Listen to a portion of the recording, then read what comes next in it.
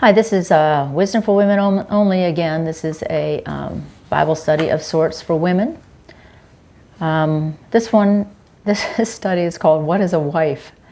I don't know if any of you have seen on TikTok or YouTube or probably elsewhere as well, a young lady named Pearl Davis, and she is, I guess, like the Antichrist is opposite of Christ. She is the anti-feminist, and I think she's terrific.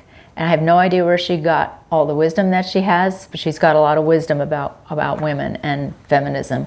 I don't know if she denounces feminism per se, but everything she talks against is basically a result of feminism. I grew up in the age of feminism. My parents groomed me. Instead of becoming a housewife and mother and stay-at-home mom, they groomed me to get a career.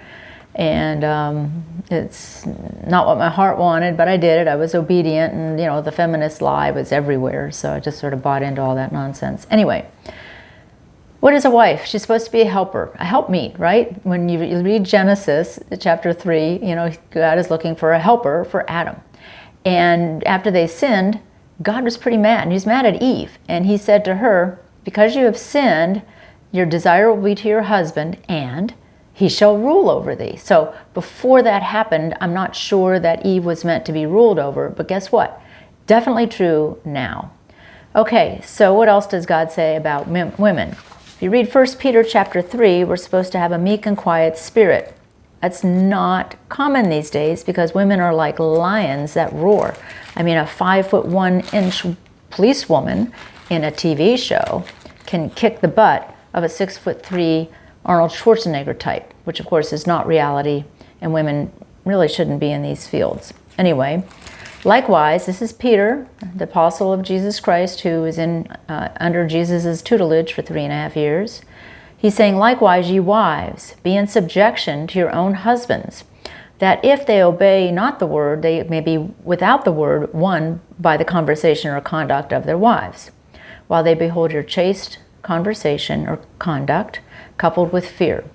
So we're supposed to have enough fear of God for sure, and maybe even enough reverential fear or respect for our husbands that we have, you know, chaste conduct. I looked up that word in the Greek, that word chaste, and it means something like immaculate and venerable and pure.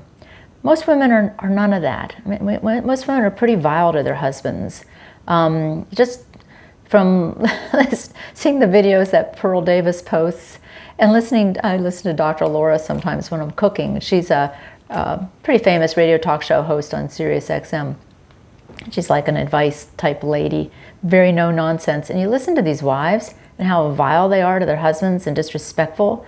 You know, 70 to 90% of all divorces are initiated by the wives. 90% if they're college educated, and they're usually for flimsy reasons. You know, we got to get back to the order that God gave. God, Christ, man, woman, children. So there's no order in our homes. Women are equal with men, and they're nasty and disrespectful and not, I don't know, they don't honor and respect their husbands. And men are supposed to be honored and respected if we believe God. Most women don't. They don't read the Bible, they don't know what it says, and even if they did, they're not going to do that, which is wrong. Our adorning is not supposed to be our outward adorning, doing our hair, wearing gold, putting on apparel. But our adorning is supposed to be the hidden man of the heart, which is not corruptible. Our ornaments should be a meek and quiet spirit, which in the sight of God is of great price. And that's what the holy women of old adorned themselves with, obeying their own husbands. So if we don't obey our husbands, we're in direct violation to the scripture.